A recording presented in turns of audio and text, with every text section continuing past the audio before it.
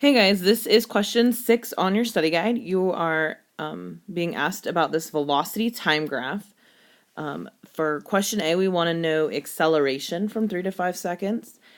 So we are looking at this line right here, and in order to find acceleration using a velocity graph, you are going to use slope.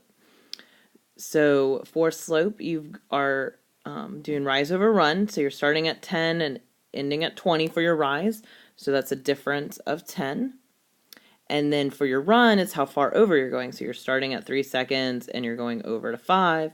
So your run is 2. So 10 divided by 2 is 5. And you are dividing meters by second over seconds, which makes this meters per second squared. So that's your answer to question A. You're just using slope. For B, you are being asked how far it's going from 3 to 5 seconds. So this is when you're using area. So your area you're using is between your line and your x-axis. So it is this shape right here. And in case we want to break this into a triangle and into a rectangle. So we're going to do those separately, the triangle and rectangle, and then add them together.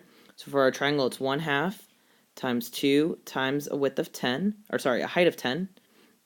And then we're going to go ahead and add the box in there, and that is going to be a width of 2 and a height of 10 there. All right. So 1/2 times 2 times 10 is going to equal 10. And then our box is going to equal 20. And our total is going to be 30 meters. All right.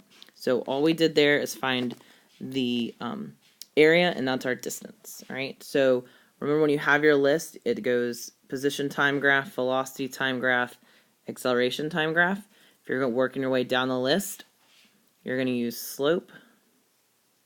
And if you're working your way up the list, you're going to use area. So if I've got a velocity graph like I do here, in order to go back to get distance or position, I'm going to use the area.